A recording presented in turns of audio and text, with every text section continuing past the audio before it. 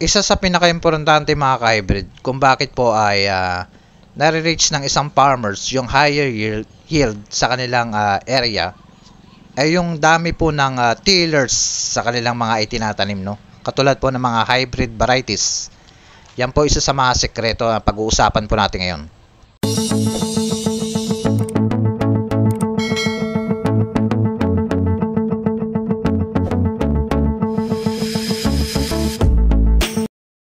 Magandang araw mga ka-hybrid, Lakbay Farm Vlog. Nagbabalik muli sa aking YouTube channel. At kung bago ka lang sa aking YouTube channel, huwag mo kalimutan mag-subscribe. I-hit mo na rin ang notification bell para lagi po kayong updated sa mga bagong uploads at mga videos natin. So for today's video mga ka-hybrid, ay finally nandito ako ngayon sa aming area at maaliwalas ang panahon at wala pong masyadong araw. Ngayon tayong tumiming mga ka-hybrid at panay po ang araw dito at hindi tayo makapag-vlog mga ka-hybrid. At syempre tumiming na rin tayo ngayon at kukuha po tayo ng average tillers dito po sa aming tanim na super hybrid rice na Lab 777 ng Leeds Agri. At yung susunod nating kukuhanan na next vlog natin ay yung aming tanim na super hybrid rice na Bigante Plus ng Arise. So ngayon, ang kukuhanin natin ngayon ay 5 sample. Yan po mga ka-hybrid, ang ating kukunin na 5 sample na average tillers. So ngayon ay ito pong aming tanim na i-update ko po ngayon kung ilang days na nga po ba ito. Ito po ay day 55 na po mga ka-hybrid. At as you can see, at napakaganda na po nitong aming tanim. At wala akong masyadong nakikitang sakit, no. So pwera siguro mga insekto. So ngayon ang topic natin ngayon is about tillering, no. Average tiller. So ano pang hinihintay nyo mga ka-hybrid? So tara, let's go. Ayan, may kagamba pa. Yan mga ka-hybrid, no. So ngayon, what's up mga ka-hybrid? At tayo po ay kukuha ng sample ng nitong tanim namin po na super hybrid rice na Lab 777 ng Leeds Agri. So kukuha po tayo ng 5 sample, no mga ka-hybrid, para po meron tayong basihan, no. So ang gagawin nating pagkuha mga ka-hybrid ay kukuha tayo dito sa gawing gilid na lang mga ka-hybrid. At hindi natin pwedeng asak-asakin to dahil nasa booting stage na siya at medyo palabas na yung kanyang mga uhay na mga ka-hybrid. So bawal po ito masaktan. So ang kukunin natin ngayon ay dun sa mga gilid-gilid na lang at rumble. Kukuha tayo ng rumble sampling dito sa gilid, no. So sa mga nagtatanong mga ka-hybrid ay bakit hindi kukuha sa gitna, nasa booting stage na siya. So yan, bawal po masaktan ito pagka sa mga booting stage na. So yan, so tara kuha tayo ng 5 sample. So yan mga ka-hybrid, at ito yung kukuha na natin ng sample, no. Kung bibilangin natin yan. So ayan, medyo malabo ang aking video at cellphone lamang to mga ka-hybrid. At ayan, buntis na. Bilangan natin, no. 1 2 3 4 5 5 6 7 8 9 10 11 12 13 14 15 16 17 18 19 20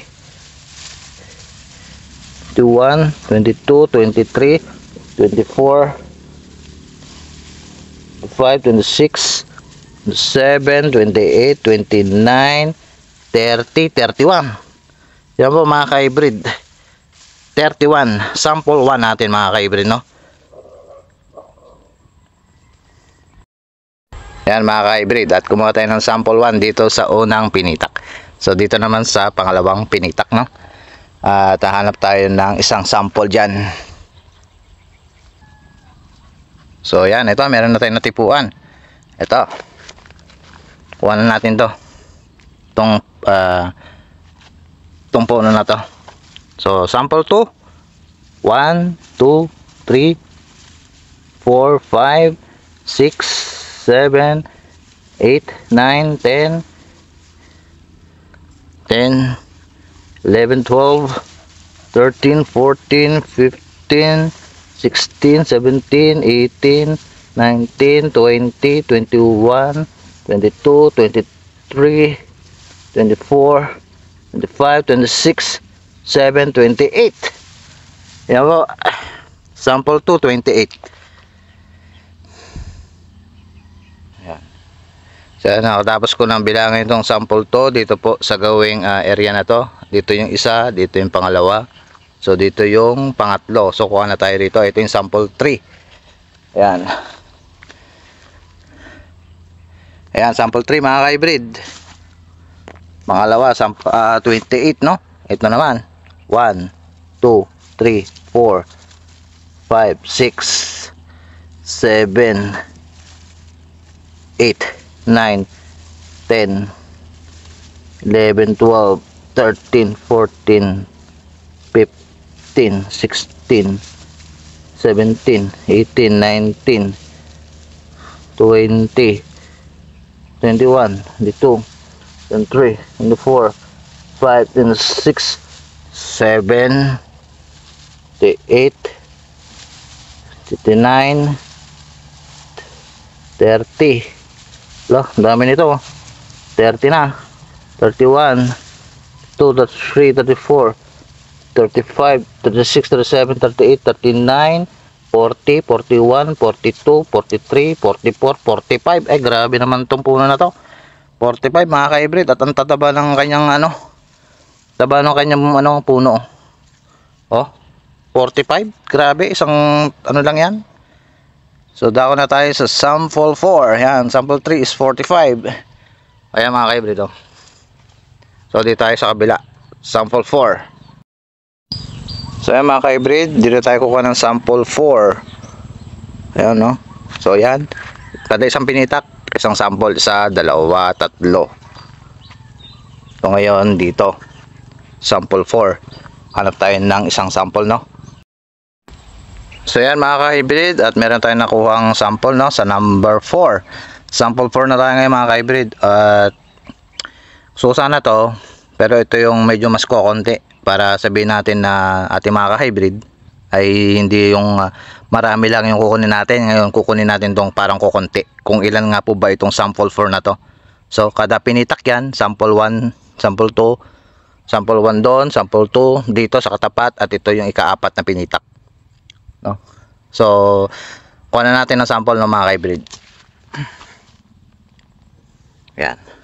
Unang 1, 2, 3, 4, 5, 6, 7, 8, 9, 10, 10, 11, 12, 13, 14, 15, 16, 17, 18, 19, 20, 21, 22, 23. Yan, sample 4 is 23 tillers. Yan mga ka-hybrid. At last sample, doon tayo kukuha, no? Doon sa gawin na yon. So yan mga ka-hybrid, kuha tayo ng sample dito. Ito, sample 5, final sample. So yan, bilangin natin.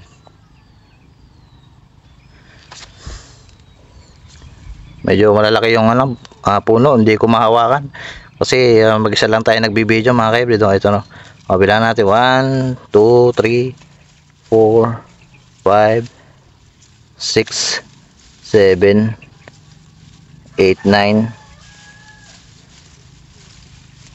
10, 11, 12, 13, 14, 15, 16, 17, 18, 19, 20, 21,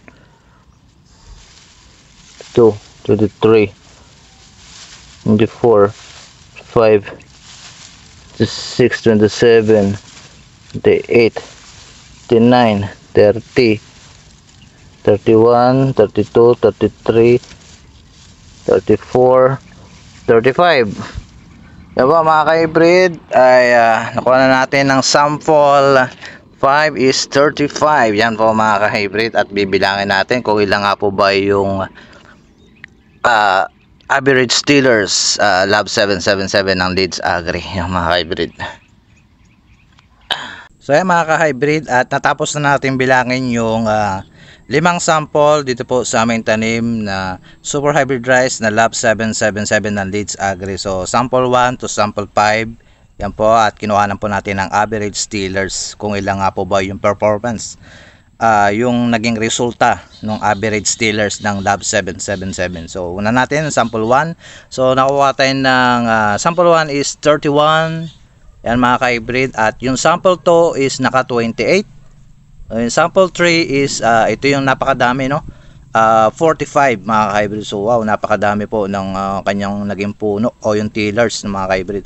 So yung sample 4 is 23. Yan mga ka-hybrid, at yung final sample is yung sample 5 is 35. Yan po. So naging resulta po ng kanyang naging yung tinotal ko po yan, divide 5. So ang naging total niya is 162 divide 5. So ang naging final average po ng tillers ng Lab 777 ng Leeds Agri is maabot po ng 32.4.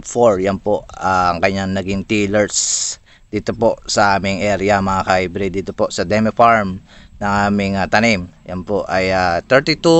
So not bad, talagang napakadami. So ang kailangan natin talaga ma-reach dyan yung nasa 15 above. So pagka 15 above, 15 to 20, so hindi na rin masama. So ito 32, napakadami na po ng tiller. So expected natin na talagang maani at madami talagang puno ang Lab 777 ng Leeds Agri. So yan, hindi po kami na medyo napahiya rito, no. So average tillers pa lang mga ka-hybrid, at medyo suwabe na nung naging resulta nung aming in-apply na mga protocol po rito. So kami po ay update ko po kayo mga ka-hybrid, yung nag-apply po kami rito ng fungicide, no, mga ka-hybrid. Yung aming in-apply ay yung Armory. Yan po mga ka-hybrid. Yun lang po, at yung 3Gs yan pa lang po, at nakabili kami ng bago ngayon, no, yung kulay red cap. Yan po mga ka-hybrid. So yan, 32.4 average tillers. Yan po ang aking update dito po sa aking dito po sa aming tanim na super hybrid rice na Lab 777 ng Leeds Agri. At susunod na po nating vlog yung Bigante Plus po. Yun po ang ating kukuhanin ng average tillers naman, para po may share natin sa mga ka-hybrid. At ito rin po may itatanim ninyo nitong darating na wet season. So ito po ay sa wet season ay talagang napakaganda po ito itanim, itong mga super hybrid rice na to.